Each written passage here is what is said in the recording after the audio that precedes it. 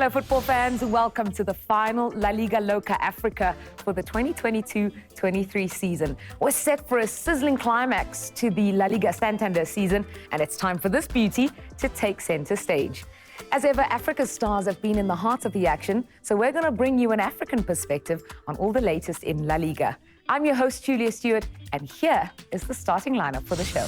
On this episode, we'll interview Mallorca striker Tino Kadewere and talk about his breakout season in which he's become the first Zimbabwean international to play in La Liga. As always, we talk all things La Liga with our expert panelists, podcaster and former footballer Mbulelo Tinta and Kurt Buckerfield from Soccer La Duma. And then, LaLiga Loca Africa turns the tables on me, your host. I'll answer a few questions for you to find out a little bit more about me and my love for La Liga. Tino Kadewere has made history by becoming the first Zimbabwean to play in La Liga. He's already opened his scoring account for Mallorca, and now he joins us on LaLiga Loca Africa to tell us more about his experience.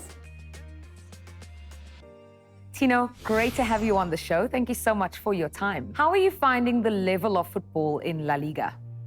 Honestly, it's really amazing. It's one of the best leagues in the world, and for me so far I feel like it is one of the best leagues that I've played into. I feel really good, and the competition here is very aggressive. It's like more competitive than where I was before, so it is really competitive, and I feel like the level is really amongst the best of the leagues in the world. Legendary African strikers like Samuel Eto'o and Benny McCarthy have starred in La Liga. You're following in their footsteps. How proud does that make you? It is huge, to be honest. I'm really proud of this. Honestly, I'm also really proud because I became the first Zimbabwean player to play in La Liga. So this also was really a great achievement for me, and a great achievement for the country, and also for the whole of African continent and all the African youngsters who are looking up to playing in these kind of leagues. So I'm really proud of myself, and I'm really happy to be able to play in La Liga. What is your favorite footballing moment? To be honest, my favorite footballing moment was, I think, my game against PSG. It's not in La Liga, but it was my game against PSG in Parc des Princes away. We won 1-0 in that game, and I got to score the winning goal. So it is something that I will never forget, because I was playing against most of the best players in the world and one of the best teams in the world. So it's really a game or a day that I will never forget in my whole career. Talk to us about scoring on debut for Mallorca. What was going through your mind? What were the emotions like? Honestly, it was like a dream that came true. I've always dreamt of playing in La Liga, and getting to score also on my debut was really amazing for me, and I was really proud of myself. It's something that I will never forget, and it's something that is huge for me, and it's something that I look up to always. It is a big achievement for me, and probably I had hoped for more, but the circumstances were not as what I hoped for. Do you have any ambitions of continuing at Mallorca next season? Honestly, I feel really happy, and I'm playing with a great group of guys. So whatever happens, I'm up for it.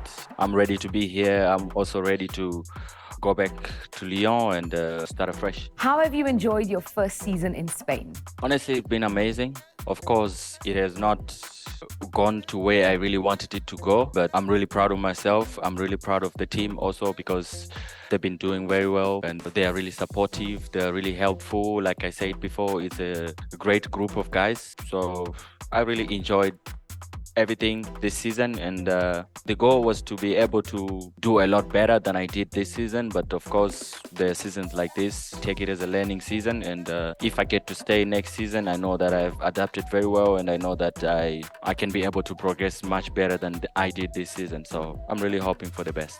When it's all said and done, what is the one thing you'd like to be remembered for? It doesn't have to be football. Honestly, I want people to remember me as that great guy who was really nice with everyone, always friendly, always around people, making jokes, making fun with everyone.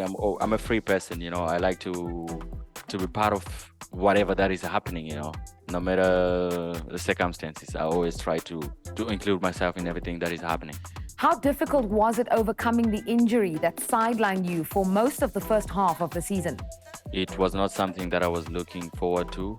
It happened when I was feeling really good. Just after I came here, I was just trying to get used to the new systems, to everything, and then this injury came. But it's part of football, you know. I took it as it is, and like I said, I got so much help from my teammates and from the staff, and everyone around me was really supportive and helpful. So I really managed to handle it very well, but it was a step back for me, because when I came back, it was also like someone new, and the team had already been doing very well. So it was a difficult moment for me, but eventually I managed to handle it well, and here we are.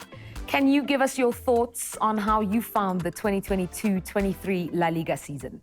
I think it's been really competitive, you know, and from the games that I've played, I noticed that each and every team are all at their very best. It's not like every game is like a final, you know. Each game you play is really intense, and every team is doing almost all the things that they have to do. So personally, I feel like it was not, like I said before, my very best season, but I'm really happy and I'm really proud that the team is doing very well, and we are trying to make sure that by the end of the season we're in a good place. Has playing alongside fellow Africans like Amat Ndiaye and Idrisu Baba helped understand the club and competition? Yeah, they were really helpful, you know, and as my fellow Africans, they tried to make me adapt as quickly as possible. But then, like I said, I got this injury. It was like a step back, but even though I was still working in the gym, they were really helpful up until I came back on the pitch. So they are really good guys, and we are really close. We are always together almost all the time, so they really helped me in adapting. They are really nice guys, to be honest, and also good players. Your coach, Javier Aguirre, is known for being very emotional. Do you have any stories about him that you'd like to share? Honestly, yes, he is a bit emotional, but obviously everybody, when it comes to the game, you are always emotional if you don't get exactly what you want. But as a person, he's a really nice guy. He's very humble. He's very supportive. He's always trying to talk with his players. He's always trying to be supportive. He's a funny guy, honestly. Of course, when it comes to the games, everyone tends their focus on the game, and you have to be serious about the game. But other than that, outside the game, when we're training, when we're having some functions, he's someone that is really funny and someone that is really free with everybody. Tino, for the second season, we're allowing fans to vote for the LaLiga African MVP for the standout player in La Liga. Do you think you have a chance? And which African players do you enjoy watching in La Liga? To be honest, I wouldn't put myself in that trophy because I didn't get to play much, and there are many African players that had a very good season. For instance, in our team, Amat has played many games and is also decisive in many games. But for me, honestly, I would tip on Chukwueze, the guy from Villarreal.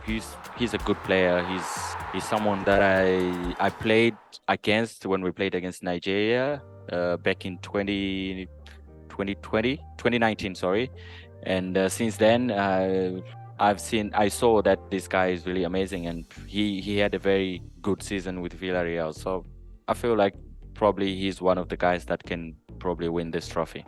Tino, thank you so much for joining us on LaLiga Loca Africa. All the best for the rest of the season. Thank you so much. It was amazing. Quick also. Now, Tino's had his say for who he thinks has been outstanding from an African perspective in La Liga this season. He's up and running for Mallorca, so probably one of the candidates for the La Liga African MVP. But there are so many players to choose from. Iñaki Williams is back to his brilliant best for Athletic Bilbao. Youssef Enesiri is resurgent at Sevilla. Janae's been consistent in a tough season for Getafe. So many players to choose from. The best news is that the choice is entirely yours. You get to vote. It's all up to the fans, and here's how you can do it. Scan the QR code on your screen right now and get your votes rolling in for who you think deserves the title of LaLiga African MVP. Kurt Buckerfield and Mbulelo Tinta are on set now. Guys, you've heard the discussion about LaLiga African MVP. Kurt, who gets your vote? It's probably Inaki Williams for me. He got my mid-season vote, by the way. I was actually able to tell him that over a call. Oh, it's pretty cool. That was a big time. Yeah. No, he gets my vote. I just think that he had a great start to the season. I think that athletic club's form sort of derailed at some point. There was a period in which they lost 6 out of 13 La Liga games. But Inaki seems to have come back to form now.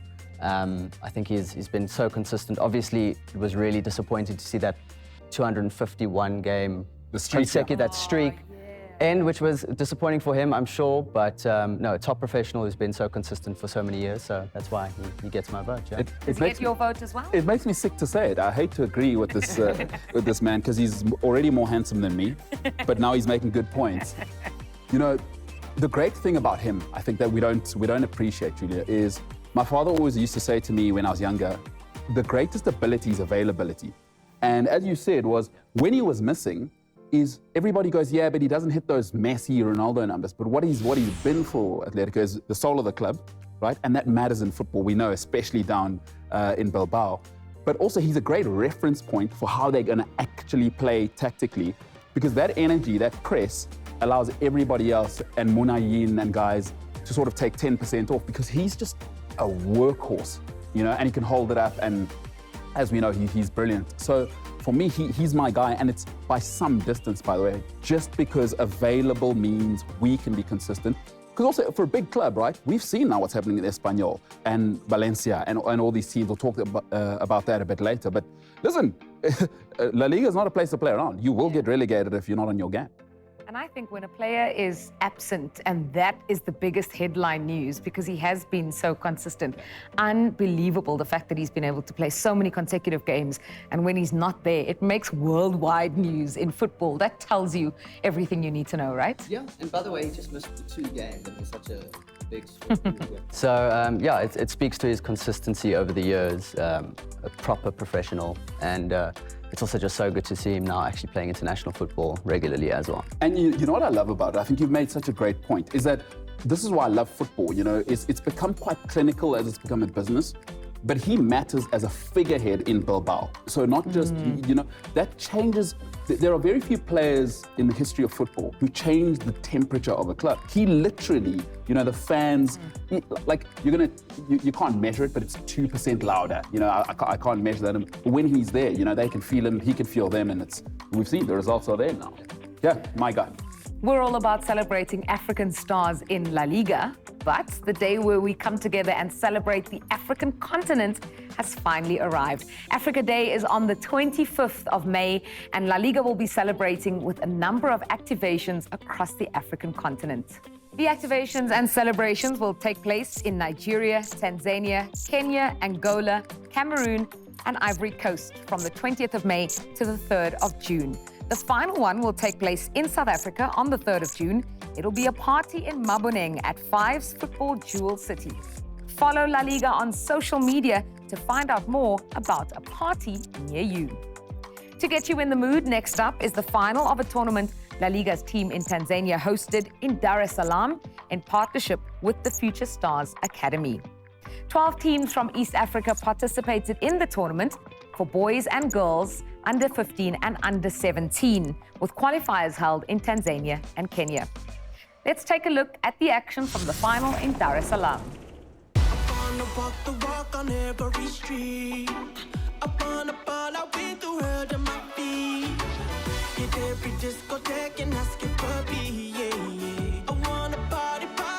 A pleasure to come all the way from Kenya. And this first edition has been amazing, but we are not going to stop here. We are going to work hard for future edition to probably include more countries. Hopefully Uganda, Ethiopia, Rwanda, and we can make this like an East African country.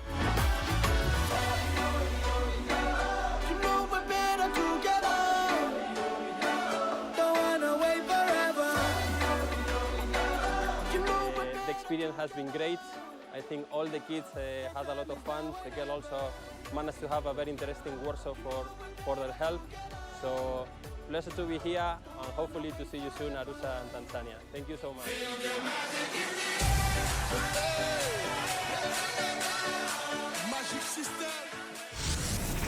We're all set up for a sizzling end to La Liga Santander's season for 2022-23. Before we get into the penultimate round of fixtures we're focusing on, guys, we're looking at two matchups on the penultimate day of the season that have so much to do with the story, the overall end table. Sevilla versus Real Madrid and Atletico Madrid versus Real Sociedad. Let's start with Sevilla versus Real Madrid. What makes this game interesting for you? So for me, it's number one to Sevilla. They look like they've turned things around after it was getting tricky. But Real Madrid still have pride, you know. Carlo Ancelotti mustn't get comfortable. This club is like no other. Those white handkerchiefs will come out. And once those are out, we know that those socios don't play around. Once those are out. So I would say he's got to be careful and finish strong. That's hugely important that Real Madrid win that. Hugely important. So Real Madrid actually have a great run against Sevilla of late. They've won 3 in a row, and the last time Sevilla beat them was in 2018, I think. It's a long time ago now. What are your thoughts on them, and what makes this matchup interesting? So I think that for Sevilla going into this game, and it pretty much goes against everything you've just said, and I'm sorry for that, but I think it's the best time for Sevilla to play Real Madrid, just because their focus is elsewhere. They've already got, like you mentioned, the Copa del Rey in the bag, potentially the Champions League, which I think at this point of the season, considering the gap between themselves and Barcelona, that will be where all their focus is. So I think that for Sevilla, it's the best time to play them. Mendilibar has done an excellent job since coming in. He's stabilized the defense, he's brought back the discipline. I think it was before the first leg of their quarter-final Europa League game against Manchester United. He had benched Al-Nassiri because the game before that in La Liga, he celebrated and took his shirt off. So he's brought back that discipline. He doesn't want his players getting carded for silly reasons. So I think that it's a good time for them to play Real Madrid. I do think that they've got a big enough cushion now. I think they'll stay up. But yeah, it's an interesting game. And I think that Sevilla can win it, honestly. Yeah, let's get predictions quickly before we move on to the next one. 3-1 Real Madrid. Got to win it. Okay. I'm going to say 4-2 Sevilla. Let's move on to the next one, because Atletico Madrid are currently in second place. They play Real Sociedad, who for a team who finished 6th last season are doing sensationally well this time around. They're in the Champions League places, pretty comfortably so. There is a gap between them and 5th, just a little bit further away from the top 3. What makes this one a great watch for you? So for me, there's two guys. The man I love, Koke, he embodies Atletico. But for me, I always said the greatest number 10 who's ever played in the English Premier League is David Silva. He's 38 years old, and he's single-handedly carrying a team that has, with all due respect, no business being in the top 4. But his aura, and he is a legendary figure. I do not use that word lightly. The story for me is those two, the great number 6 versus the genius magician number 10. That for me is the matchup, and I cannot wait to watch that. I'm also a fan of Oyarzabal, by the way. So Wonderful left foot. just putting that out there. Kurt, what do you like most about this fixture we're going to see at Wanda Metropolitano? I think what I'm looking forward to is seeing just how sort of hard Atletico go at trying to finish second, because they currently are second. I think they have a point lead over Real Madrid in 3rd. Is that true? Yeah. So I'm looking forward to that, because I mean Griezmann's been in top form this season. For me, I think probably the player of the season. Wow. I think that's my call. Based on I know that the numbers, it's not just the numbers that matter, but the most goals and assists, I think tie with Robert Lewandowski. But he's playing some of the best club football I think I've seen from him over the last couple of years. So yeah, my focus is in that game is more on Atletico. I think they've come back really strong. Yeah. They're scoring a lot of goals of late. Which is strange for him. At the time of recording their last 2 games, they've scored 5 goals in each of those. So it's good to see. I hope that Simeone stays for another season. I think his contract is up at the end of next season. But yeah, it's a tricky game. Would love to see Sociedad get a spot in the Champions League. Yeah. But yeah, you know Simeone's going to love it if they finish above Real Madrid. Oh yeah, of course. He's gonna bragging love rights in there. Yeah, of course. That's what I want to see too. What I will say Again, another case where defense has literally been the cornerstone of their season. Only Barca have a better defense than them. But I've just had a look at their run-in. And in the last couple of games, they've faced 2 of the bottom 3, plus top 4 chasing Villarreal. So at this stage of the season, there is no fixture that you can say, oh, the team is in 10th or 11th. It's an easy win because everybody's fighting for something. Yeah. Oh, yeah. Yeah, and there's money. Listen, we're in the professional, every place there's money. You know, that's what separates us normal humans against these guys, is there is a paycheck on the line. I've never heard somebody say, I've got enough money in life. So every place, guys are running businesses. So there's money on the line. These guys are top end, and take this correctly, but these are killer professionals. Yeah. I want to win, you have to lose. It's a zero-sum game, so for sure. Okay, let's get predictions for this one. I'm going to say 2-1 Atletico. I'm going to say, as much as I want the great W Silva to do it, 2-2. I'm going to say it's going to be a tight game, 2-2. Y'all can agree on just one thing? Okay, guys, we've taken a tour from the top of the table to near the bottom of the table, and that's all we have time for in our LaLiga Loca Africa chats about the actual games. Kurt, always great to have you with us on the show. Thank you. Really enjoyed it. Thank you. Yeah, love hearing your opinions. And now, Mbulelo's staying with us because we're going to do a bit of a role change. All-round big deal.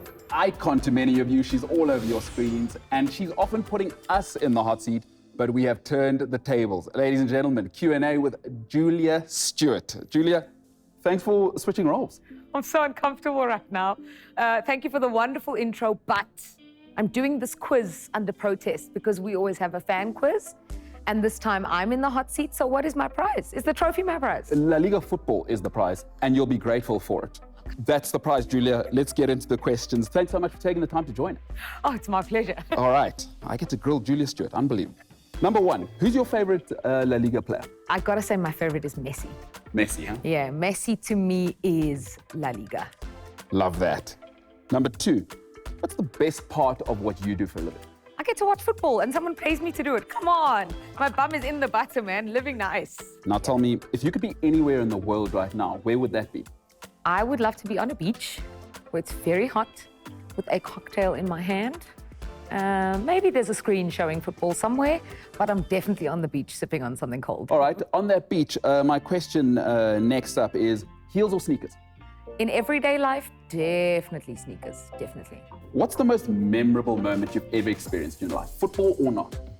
I think most of it is related to football and football live experience. So maybe being at the FIFA World Cup final was incredible. It was the greatest live game I've ever seen. Do you have any rituals that you get into before you get on set, start presenting? Not really, no. I do get nervous. People always ask me this question, do you get nervous? So I always have a little bit of butterflies in the tummy. We have a set formula that we follow. So it's, the female presenters usually in first, then makeup, then change, then sound, then on set.